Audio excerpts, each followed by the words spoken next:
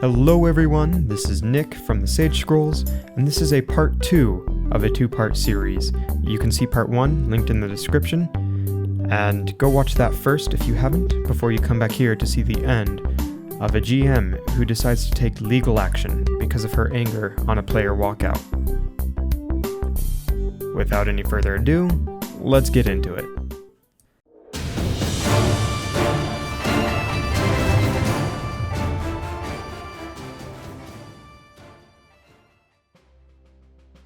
This post is entitled, "The Time a GM Became So Enraged at a Player Walkout That She Took Legal Action Against Us for It," Part 2 of 2, posted by user/shoe-owner.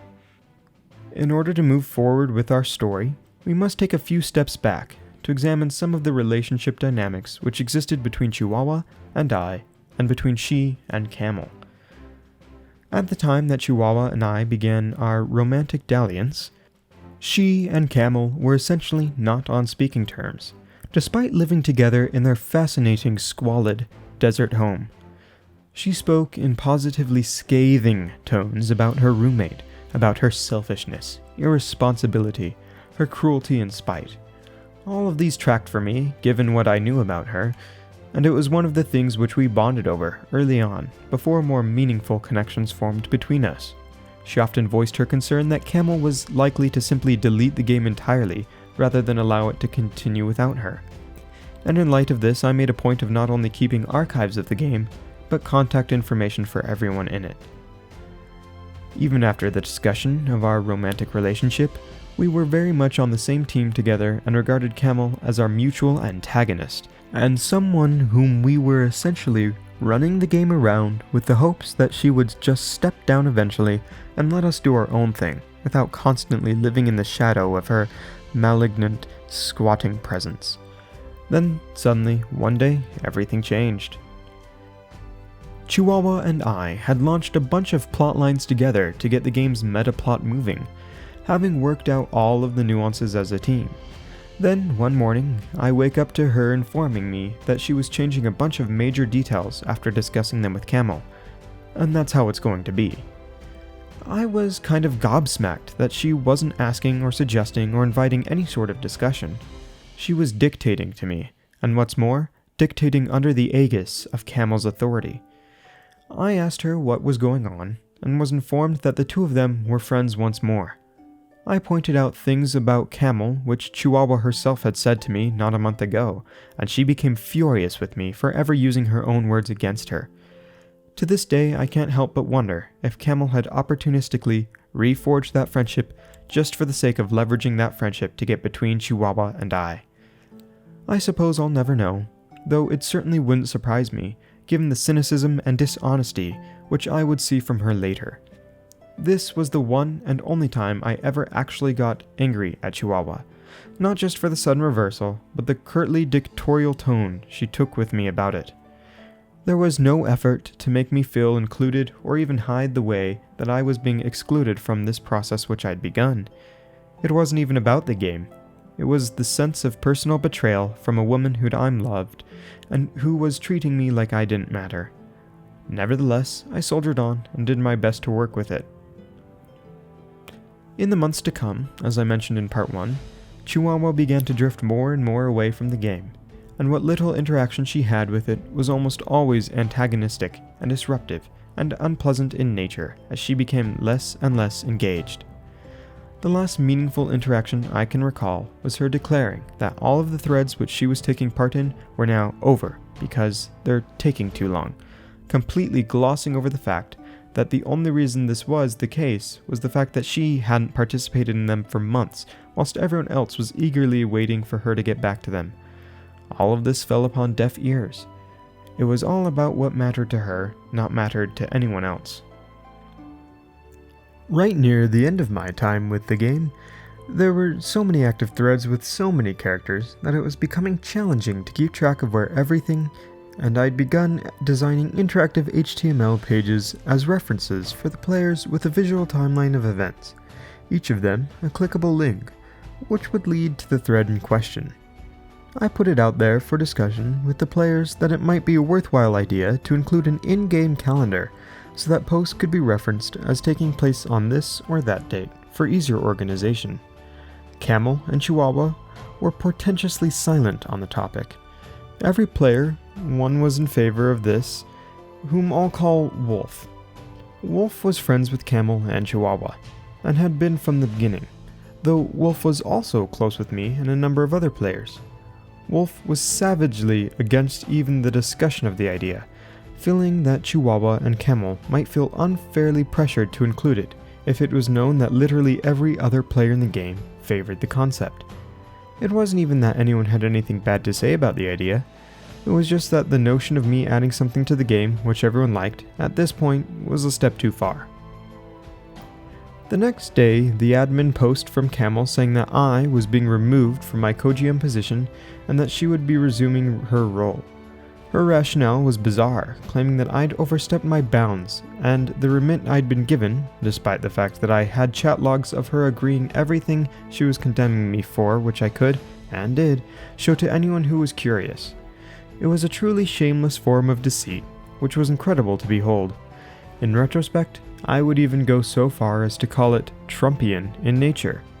At the time that she posted it, virtually everyone else was in the game's chat room with me, one which Camel had never entered and Chihuahua had been absent from for months. We were all kind of stunned and instantly moved our discussion to a private chat room where Camel and Chihuahua couldn't listen in to our discussion of this move. Before we left, Wolf begged me not to leave the game. I told her I'd have to think about it, though even as I said it, I knew there was no circumstance under which I would continue to spend any part of my leisure time dealing with Camel and Chihuahua's bullcrap. How little I knew! In private discussions with every other player in the game, we all very quickly agreed that we'd just go create another game elsewhere, where we'd import our existing characters, stories, and everything else we were enjoying and simply carry on without Camel or Chihuahua. We agreed not to talk to Wolf about it until it was done, because we knew she was friends with them and didn't want to put her in the position of having to decide whether to betray the trust of one group of friends or the other that way, but that we would invite her to join us once the new game was created.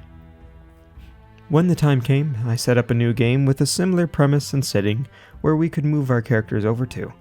With a bit of narrative hand-waving, we decided there had been a distortion of the timeline, and the characters all found themselves in essentially the same situation in a new locale, so that we could just pick up where we left off and not have to worry about Camel's absurd drama any longer.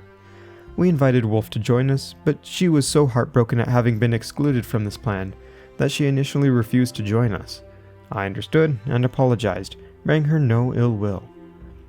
We started playing for about a week, when suddenly our game was deleted from LiveJournal and I received a notification from the site admins that we were being shut down for a DMCA takedown.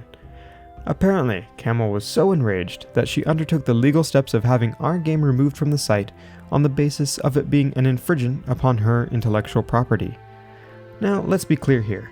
95% of the characters in both games were borrowed from other properties, movies, TVs, shows, comics, and the like. The whole foundation of the game was built upon intellectual property theft. I don't say this with any judgment, I was as guilty of it as anyone else. But for Camel to hypocritically leverage this as a means of punishing us for not wanting to play with her was just a surreal level of cynical hypocrisy. Shameless, once more, in a way that I'd never encountered, either before or since. And over what? Our not wanting to play pretend fun time games with her anymore.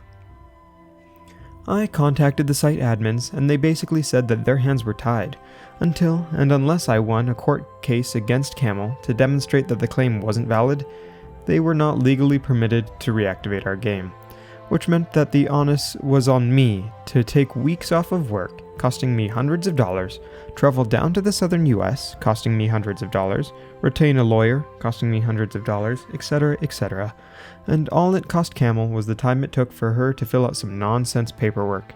The LiveJournal admin candidly admitted that it was a bad law, and that she was no fan of it, but that she was powerless to do otherwise in this situation. I contacted Camel, asking her what she wanted in order to resolve this issue in a manner which was mutually satisfactory. She made it clear that she wasn't interested in my satisfaction, and that as far as she was concerned, the matter was resolved, She'd managed to punish me for daring to leave her game and take all of these players she'd never met and had no connection with me. I asked her why she even cared so much about a game which she hadn't touched in the better part of a year anyway. Why it would have any impact on her when she was so clearly uninvested in the game. And to this, she simply had no response at all. Silence. At this point, we decided that our only move was to create a second new game and to set it to private. We could all take part, and while Camel would see that it existed just by checking what communities our accounts were subscribed to, it would be a blank edifice for her. She couldn't fill out any other frivolous DMCA claim against us since she couldn't see or learn anything about it, and thus there was nothing she could put on the paperwork to shut us down. This did unfortunately mean that we were essentially trapped behind these walls and unable to advertise the game to new players, because if they could see the game, so could Camel, and she'd have us shut down again. In fact, we noted that she'd set her account to following our game despite not being a member, and indeed having been preemptively banned. The moment that it was ever anything other than private, she would know, and she'd come for us. It was a one-woman siege with instant death rules, and no means by which we might retaliate. At around this time, Chihuahua contacted me, one last time, to let me know that Camel was doing this specifically to spite me, personally, for what I'd done to both of them. She told me that she felt that I had never really loved her, and that I had only ever been claiming to in order to take advantage of her. I woefully informed her that while I had perhaps loved too easily and too quickly, that didn't make the emotions any less real at the time. It's just that she had done everything in her power to corrode and destroy that love in the months which followed. She asked me how she had done so. In the spirit of good faith, I responded by saying that if she was genuinely curious, I'd let her know in the hopes that going forward, in future romantic relationships, she might understand a bit more about herself, and thus perhaps do less to damage the feelings which others have towards her, and gave her a list. Her response began with, "Oh yeah? Well you," and I'll never know what the rest of it said, since I hit delete on it then and there, and never spoke to her again. A fittingly brusque capstone to our doomed romance. The new game thrived as best it could in these conditions for quite some time to come. A few months later, Wolf joined us. I would later learn that Camel and Chihuahua would consider this such a deep personal betrayal that they never spoke to her again when she did. I never said so, but I took some small dark solace in the idea that while I never held her friendship with them against her, they hadn't done likewise, which felt like a moral victory to me. Once every couple of months I would glance over at Camel's game. She had a big recruiting drive immediately after we all left, and then apparently lost interest in the game once more about 3 months later, leaving it to drift off into oblivion and silence just a dozen or so weeks after she'd subjected us to all of this drama. Even so, we never felt comfortably safe enough to make our game public, feeling that it was very likely that if we ever did, it would be the last day of our game's existence. Nevertheless, while our game couldn't exist in the light of the sun, I was able to take some satisfaction in the thought that her own game had suffered the same neglect as her bathroom mirror, and died in that same smothering darkness. There is sometimes poetry in life. Now this is definitely interesting.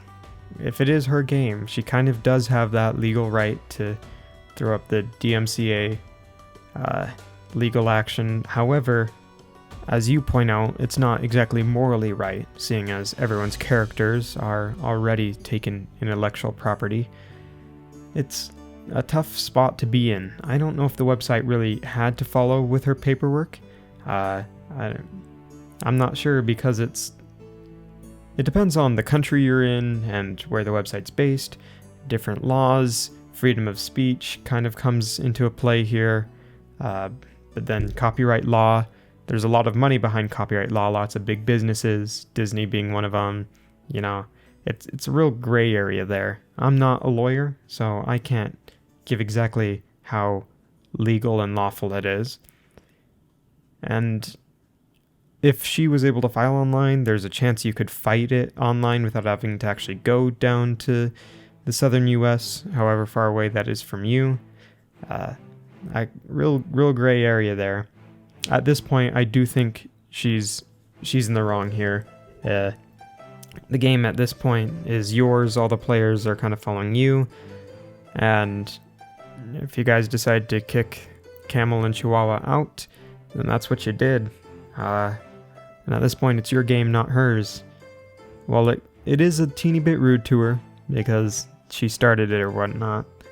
She's obviously neglected it, and I don't know, hopefully things turn out well for her too. I feel a little bit sad.